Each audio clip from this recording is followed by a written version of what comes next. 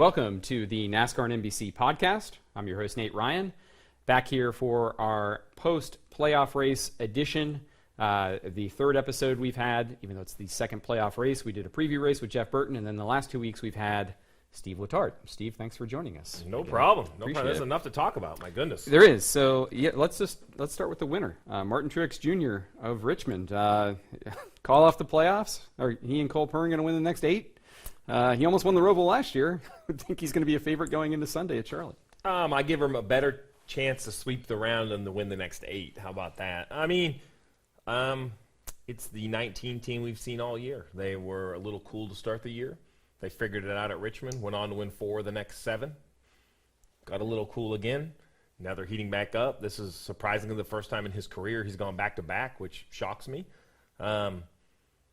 But so I think the significance really is that if you go back to the beginning of the playoffs, he was the guy a little behind in playoff points, which really is the key in round of 8 and round of 12. And what these 2 wins do is fill that bucket up. And I think that will come into play at some point in the next couple rounds. So I do expect them to be aggressive at the Roval and try to fill that bucket a little bit more. And Kyle Busch finishes second after being the center of controversy at Las Vegas. I know we talked a little bit about this on last week's podcast, Stevie, but I was struck that one of the first things Kyle Busch says to Parker in his post-race interview, and his post-race interviews were a little more conciliatory than the week before. He was a little more composed.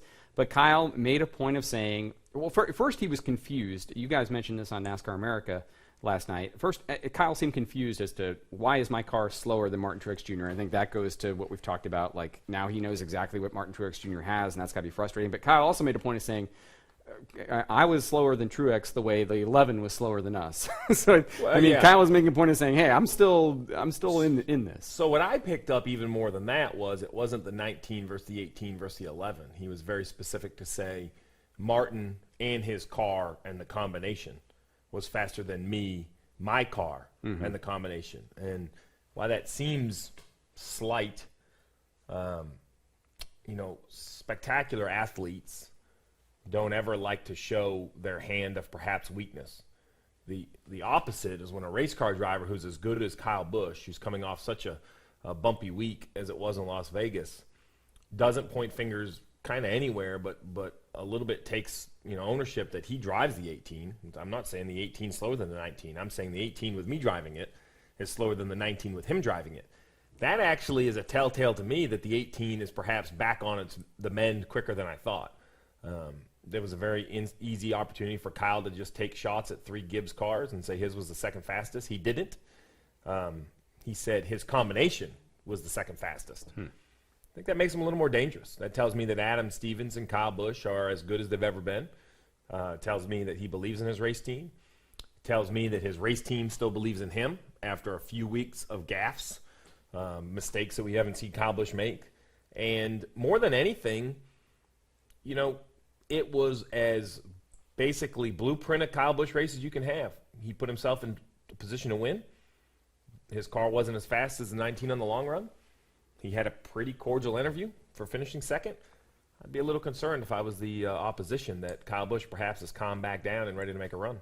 Where do you think Kyle Busch sizes up Martin Truex Jr. now as a teammate and driving? Again, like at Furniture Row Racing, they had mostly the same stuff as Gibbs, but they were able to optimize some of their parts and pieces. And Kyle kind of alluded to that, especially during Truex's championship season, that they're doing things to their cars that we can't. And I think that could always be looked at as, if there's a difference, if there's a reason Truex is better than me, that's it. Now they're in the exact same stuff. And they have the opportunity to be in the exact same stuff. But does Kyle is supremely confident in his own abilities. And I guess what I'm trying to ask here is, do you think he's gained more of a respect for Truex as a driver? Because, I think Truex has always been looked at, he's a champion in 2017, but he's never been looked at, I think, as elite superstar level of Kyle Busch, Kevin Harvick. His name doesn't always get grouped. You always hear Cole Pearn's name attached to Martin Truex Jr.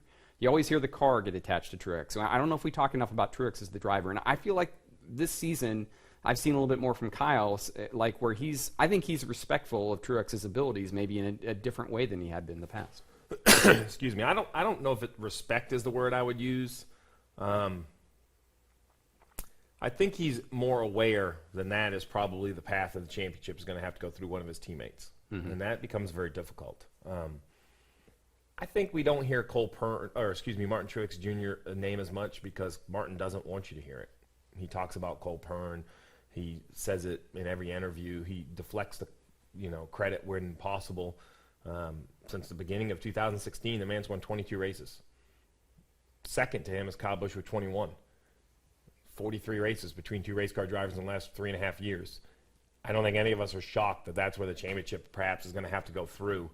I do think, as you mentioned, there was always the question of what else do they have out there in Colorado. Mm-hmm. I think that is now answered. He knows what they have. I kind of corrected you saying he has the opportunity because we don't know if the 18 and the 19 were the same. True. Like, we don't know. I was a crew chief for a long time around it. There might have been a fundamental difference that they might be sitting back there on Monday going, yeah, next time we're going to run that. They have access to all the same stuff. And theoretically, Adam Stevens can see exactly what Pern has. More Cole maybe Pern mentioned before, it after right? the race. The adjustments through the race were seen by the guys he was trying to beat. Yeah. So not only it doesn't end at pre-race like it does at some organizations from what I got from those comments, it's continuing through the race. That's why I think Kyle lumped himself into the conversation. Mm-hmm. I think, as I said, what makes Kyle more dangerous is he no longer is saying, well, it must be something else. Like the worst thing you can do is take one of the best in the world and say you're not as give that guy a little bit more drive to get better. That's not good. You're better off to have Kyle Busch walking around thinking he's the best. It doesn't work on getting better. Because if he, wakes up one day and decides to put 5% more effort into something, that's an even more dangerous Kyle Busch. That's not the guy I would want to race against. I think you're seeing Denny Hamlin made a crew chief change this year. The whispers were, how long can he stay winless at Joe Gibbs Racing? And look at the year he's having. I don't think it's by design that these guys that are already spectacular, the problem is they're racing other spectacular drivers. None of us can be our best every day. That's impossible. It's a great cliche. Oh, give me your 100% BS. You can't do it every day. It's impossible. And Jimmy Johnson set the blueprint of give me 10 weeks. And I think people have seen what Jimmy did, and now these drivers of today's age are saying, all right, 10 weeks. I just need to be that guy for 10 weeks. And in 10 weeks, I can add a huge trophy to my trophy case. And that Kyle Busch did seem a little more mentally in it and certainly not as frustrated as after Vegas. Do you think Adam Stevens had a talk with his driver and said, hey, I'm crew chief, I'm the leader of this team. You're the guy behind the wheel. You're our quarterback, but let's talk about things. So I asked him to the point Friday morning in Richmond, and he did a magical job of avoiding it. Not he answering the basically question. said, well, sometimes I talk to him, sometimes I don't, sometimes it works, and sometimes it doesn't. And I kind of looked at him and he smiled. I'm like, that's him not telling me what they did. Yeah. And he talked to him. And good for him. You shouldn't have to tell me what they do to how Jeff Gordon and I approached the weekends was different than how Dale Jr. and I approached the weekends. Adam Stevens, his record with Kyle Busch cannot be argued. I mean, it is amazing. So I would go with the statement of I'm not sure who else out there would be better to try to keep the 18 on track than Adam Stevens. And from what I saw from Richmond, they were one-timely yellow or a little bit better on older tires away from doing that. Much like Truex, Adam Stevens is also a name that we probably don't talk about nearly as much as we should when it comes to best crew chiefs in Cup. And again, by design, like Truex, I don't think Adam Stevens wants his name. He's a great interview when I've talked to him, but to your point, he probably doesn't want to answer questions if they're not asked or not have the questions asked at all. No race team, no sports organization has room for two voices. If it's in football, you either have a mouthy quarterback or a mouthy head coach. I was when I was Jeff Gordon's crew chief, Jeff Gordon was the spokesman. Then I became crew chief for the most popular driver in the entire sport, and he somehow deflected it where I became the spokesman. That is a successful way to go about it because when you have two spokesmen, unless you do a really good job comparing your notes before every interview, at some point you're going to conflict one another, and then everybody jumps on that. The 19, in my mind, Martin gets the microphone a lot, but we perhaps listen to Cole Pern more. In the 18 car, I would say we listen to Kyle Busch the most. And the 11, I would say it's definitely Denny Hamlin. I mean, you can basically make the identity. I mean, the 4 car, it's definitely Kevin Harvick. I mean, the identity exists through all of this. That's by design. I mean, you don't want two voices. Interesting. Where do you rank Truex as a driver? Because this is, again, someone who he never won a short track race until earlier this year. Now he's won. He swept Richmond. He'd always been great at short tracks. And I just feel like, would a second championship go a long way toward Martin Truex Jr. being considered? I mean, he'd have more than Kyle Busch. He'd have more than Kevin Harvick. Well, so the answer to that question is currently we have a of the current drivers, Jimmy Johnson's resume is mountains in front of everyone else's. Behind Jimmy Johnson, with the loss of the sport with Tony Stewart and Jeff Gordon, all the other people forget there's not another multi-time champion in the sport, not one. They're all singles. Brad, Joey, I can go through the list. Kyle, Harvick, Truex, and I really think what we are watching this year, and I think it will continue because they all have years to go, is who is going to be the standout of this generation. Because I think we could all argue it was the King, then it was Senior, then it was Jeff Gordon, then it was Jimmy Johnson, fill in the blank. Because I'm not sure anybody's willing to fill in the blank. Who is the post-Jimmy Johnson face of the sport? Maybe Kyle Busch gets the most noise, but he still only has one championship trophy. Martin Truex Jr., 1. Joey Logano, 1. Kevin Harvick, 1. All right, who? Joey Logano, 1. There's 5 names. Of those 5, someone, in my mind, one of those 5 is going to repeat. If not, and it's Denny Hamlin, now we have 6 that have amazing resumes. 6 Hall of Fame drivers. Yeah, all of these guys are and the order in which they're going to go in the Hall of Fame is going to be determined by A, their age, and B, who wins more championships. That's a great point. So if Truex gets the second title before any of these guys, or if none of these guys get a second title, maybe he goes in first, which is crazy to think about. Assuming they all retired at the same time, you would absolutely have to. Yeah, interesting. I don't know how else you do it, right? Like, in the end, listen, this is unpopular, but sports are about performance. And performance in the postseason. And in the end, that's what the fans want to see. Yeah, that's it. That's what builds dynasties. And based off that performance, is Truex getting better, do you think? He had his absolute peak. He's at his late 30s. A lot of people say this is when the prime of a driver's career happens. So Martin has made great career choices that have lined up with his maturity and his talent. MWR was decent. No one saw what he did in Furniture Row. Anybody who said that's lying. No one. Now, there's groups out there that might have believed it, but no one in the mainstream of NASCAR, when he went there year 1 and they could not hit the side of the barn running RCR equipment, did people say, oh, that's the team. You watch that team. But he matched up with Cole Pern. I've talked to him on the podcast. Him and Cole Pern in that down year really galvanized their relationship. And together, you never see – I guarantee they disagree. Everyone does. But they miraculously always do it in private. They do a great job of airing all their dirty laundry in their own meetings and cleaning up their own situations. They've lost key personnel in their shift to Joe Gibbs Racing, yet are back to performing of the level that we're expecting. So, like I said, round 1 has gone to Martin Truex Jr., but we don't give the trophy for round 1. Right. Before we move on from the Truex discussion, I just want to give you a chance. You had a chance to plug your podcast, Latard on Location. You talked with Martin Truex Jr.'s partner, Sherry Pollex. Great conversation yesterday, and that's coming out soon. It was breathtaking. So I am ashamed to say that I had no idea the value of the teal color. Everybody knew pink was breast cancer awareness. I didn't know that gold was for child pediatric cancer, and I didn't know teal was for ovarian cancer until Sherry, through her battle with ovarian cancer, has brought it to light. Sitting down one-on-one at Levine Children's Hospital in the Seacrest Studios discussing growing up as a championship. People forget her dad won a championship as an Xfinity car owner. She started dating Martin when he was racing for championships. They've been together forever. She answers the question of why they're not married. She then takes us through this path of what a vibrant, healthy 35-year-old who can't find the solution to her medical issue, when a doctor finally sits down, puts these scans in front of you and says, this is bad, and we need to get this. To hear that firsthand account from Sherry is remarkable. And she says it with such strength and with such conviction. It's amazing the battle she's gone through. It reminds us all, as great as these playoffs are, they're just sports. And sometimes we all need to be reminded of that. And Sherry did it. It's going to be out this week, and it's going to be a good time for sure. Right, you should must listen. Check that out wherever you download podcasts. The Car on Location, Stage 3 cancer survivor, Sherry Pollex, on her battle and her uplifting way that she deals with having ovarian cancer. Very, very good stuff. Let's put a bow on Richmond by talking about some of the it wasn't the most eventful of Richmond races, but there were a couple of flare-ups. It was a blueprint Richmond. Blueprint Richmond, you think? Long green flag runs, a few moments. The moments, one involved the leader when Ricky Stenhouse self-admittedly made a mistake and ran poor Martin Truex Jr. over. You have a good lead when you spin and come out third.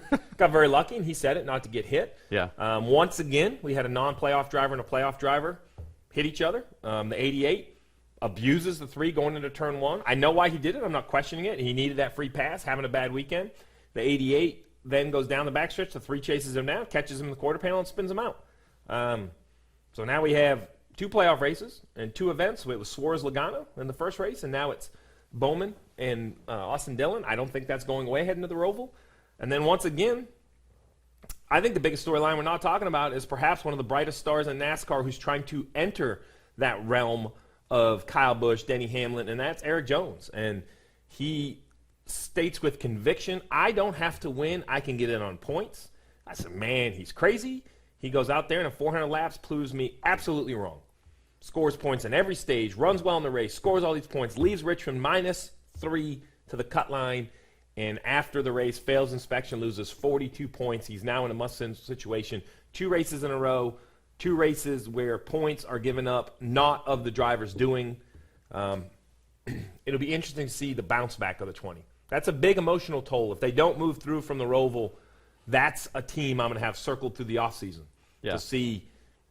You know, it's easy to say we're all still friends, but are they? Can they put their arm around one another? I've seen no crack in the armor. I just have been in those situations, and I know how much disappointment it can be in when it doesn't work out. Remember, they've worked 26 weeks to be in this position. Now week 27 and 28 has fallen apart. Well, Erik Jones has had the same crew chief since his rookie season in Cup in 2017 Furniture Row. Chris Gale, he moved with him to Cup last year. They got their first victory together. Jones's first Cup victory at Daytona last year.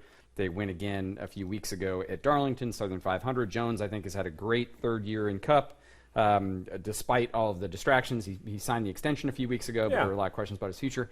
But given all that, it was really interesting, Stevie, what you said on Monday on NASCAR America about this team. I hadn't thought about this, that there is the possibility for dissension there just from the level of, yes, like Gale and Jones have a really good working relationship, but both of these instances, it was a mechanical problem at Las Vegas, and now it's a post-race inspection failure at Richmond. So as you said, like, your job as the crew chief is not to put the driver in those types of positions. Erik Jones has done nothing wrong the first 2 races and now finds himself in a win or else situation at the Roval. Excuse me, I still got my cough here. You know, when I look at Erik Jones, every crew chief, every driver, you know, you control a lot, but there's a lot you don't control. And you just hope during your career you get in position at a company that's on fire. And that's what Joe Gibbs Racing is and has been. So at some point, Erik Jones is going to wake up and say, man, I've only won 2 races. And if, say, the 18, 19, and 11 all go to Miami, you know, that's only going to, like, so if the 20, it's okay to say, man, it just wasn't our time, right? But then you have to continue to go to the racetrack, and it continues to fester. And then if you go to Miami with 1, 2, or 3 of your teammates racing for a championship, that's going to be very hard to swallow for this 20 team, because the ball was fumbled, and it wasn't fumbled by the driver. And I'm not even blaming the crew. Like, the crew chief ultimately is responsible for it all. It was a mechanical issue. I don't know the details. I heard it was a stuck throttle that turned into a broke transmission at Las Vegas. In the end, it doesn't matter. The simple fact is the points weren't there. So Erik Jones has handled the rumors about his contract wonderfully. Never heard him say a cross thing about his crew chief or his crew chief about him. And maybe I'll be wrong, and everything will be great. But it wouldn't shock me if this is. There have been points in my career I can go back and say there are moments apparently I never got over. I thought I did, but I didn't really. And they just kind of, much like a marriage, right? There's this moment that you fight about and you think it's all over, but then the next fight it gets brought back up, and you say, well, I thought we talked about that. You know, when is Erik Jones going to be like, well, you know, you guys knocked me out of the playoffs? We'll see. Or he could have perhaps the biggest walk-off win ever. I mean, if he wins the Roval and moves through, he instantly becomes a driver I'm perhaps the most dangerous of, because if he can put all this behind him and get a win, that would be some momentum. That would be a galvanizing moment for the number 20 team. I mean, that would be it instantly would go to, hands down, the biggest win of 2019. I want to talk to you about one more crew chief driver thing that you alluded to, the Austin Dillon, Alex Bowman thing. So as you said, Alex Bowman uses Austin Dillon up on a restart, trying to get the free pass. He's in the playoffs. Austin Dillon is not. Austin Dillon gets told by his team owner and his crew chief, Danny Stockman, go wreck that guy. He's got his grandfather, Richard Childress, telling him the same thing. Austin Dillon does that. He damages Alex Bowman's car, but he damages his own car as well. When we played some of that audio on NASCAR America, there was some pangs of regret for Austin Dillon about, hey, why'd you tell me to do this? What's that like, crew chief perspective?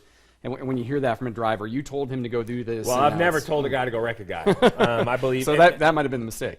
So I was disappointed to know. I was fine if it was Austin's decision. Mm-hmm. The 88 hit him. I mean, the 88 used him up into one. Right. And the 3 gave him the old soft spin. He didn't wreck him on corner entry. He chased him. Like, these guys are way more in control, right? He chased him around a corner exit and sends him up the track, knowing that it's not going to be very bad. I was good with that. I lost my kind of acceptance when I heard that it came over the radio from the owner and the crew chief. I don't like that. Now there's a difference between if you want to go get him, go get him. We're all fine. All right, now you're just kind of like freewheeling. Now you're letting your driver know you don't have to answer to us. Mm-hmm. But that's different than I want you to go do. Like, you're not the driver. Let the drivers handle it themselves. So I lost a little interest in. Yeah. So that was, as you mentioned, playoff driver versus non-playoff driver. We're heading to the Roval, where I'm sure we're going to see much more of this. Dustin Long, my colleague at NBCSports.com, had this quote from Jimmy Johnson going into Richmond in which he said, "Hey, I had some guys abuse me on restarts at Las Vegas. I'm not putting up with that anymore." Jimmy Johnson, of course, ran very well at the Roval last year, nearly won it. Would have won it if not for the mistake going into the final 2 corners with Truex. What do you make of that heading in the Roval? That whole discussion. Could we see Jimmy Johnson stepping out of his normal type of reputation and taking it out on guys to try to win the Roval? I think that Jimmy Johnson was a little taken back on the lack of respect that non-playoff guys get at Las Vegas because he's never won one. Yeah. He's never wore those shoes, and I think him saying that freed him up, and I think it also freed up any other non-playoff driver because he's a spokesman. He's a 7-time. He's been in those other guys' seats 16 times or 15 times. When I read that, that tells me I would be a little careful of Daniel Suarez, who's perhaps racing for a ride. There's a list out there. So I don't know what could happen, but I will say that if anyone who is in a playoff position expects a non-playoff car to give them an inch, that could be the inch that spins them out, because I'm not sure they're going to do it. I actually think it'd be the opposite. I think Erik Jones is going to get the most leeway from his 3 teammates.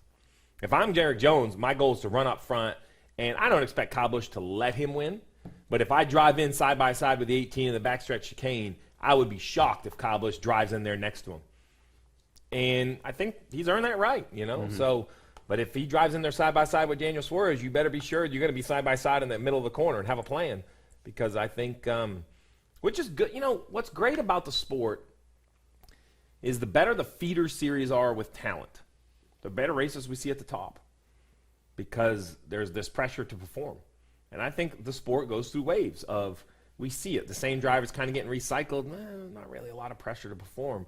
When these big movement of young stars come up, we see some of these other drivers make some daring moves. Yeah, and you said it on NASCAR America. I mean, you feel like the non-playoff drivers don't owe the playoff guys anything. I think early in the playoffs they don't. I do think that a one-race championship, you need to understand that you're no longer in it. I do believe that. I know it's an awful thing to say, but it's a 3-race round. If one position matters, you're not running good enough, right? But Miami, when you go to Miami, man, just let them go. The best of those 4 need to go figure it out. Mm-hmm. And that, I'm not saying pull over, but just use a little bit of good common sense when you're racing a playoff guy. I know you talked about this on NASCAR America. We just talked about it in our Splash and Go hit, but we'll wrap up here. Just the Roval, year 2. They've changed the profile of the backstretch chicane. What are you looking for year 2 in the Roval? What's the number one thing you think people should be watching going in this race? Well, so a couple things. I think changing the chicane is a much bigger task than people have given it credit for. I think Marcus and the team at Charlotte Motor Speedway should get credit for reinvesting into something that was already successful. It would have been just as easy for them to say, I know we had problems, but we moved that barrier for the race and it was fine. They didn't. That in today's world of what I call scared economics, reinvesting is a major step, and I applaud Marcus for doing it. The second part is with the unknowns have dwindled some, but the kind of style of racing have amped them right back up. Completely different rules.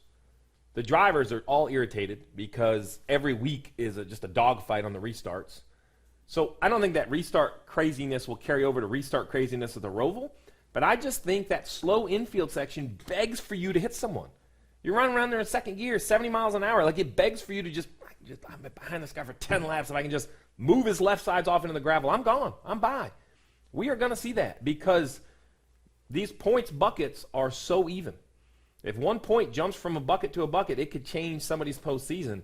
And there's so many storylines to watch. It's going to be an absolute blast. And you can watch all of it right here. Cup qualifying from the Roval, Friday, 4:30 p.m. Eastern on NBCSN. We've got the Xfinity race. Don't sleep on the Xfinity race. Xfinity race was very good last year. 3:30 p.m. Saturday. That's on NBCSN as well. And finally, Sunday, Cup race, end of the first round. We've got that coming to you starting with Countdown to Green, 1:30 p.m. Eastern on NBC. And then the race will get started a little bit after 2:30 on NBC. End of the first round from the Roval at Charlotte Motor Speedway. There's going to be we couldn't sit here long enough to come up with all the potential chaos. I can't wait. You just got to watch. Nothing matches postseason sports. I know. It's great. Thanks for being here, man. Appreciate you talking about it. Appreciate it.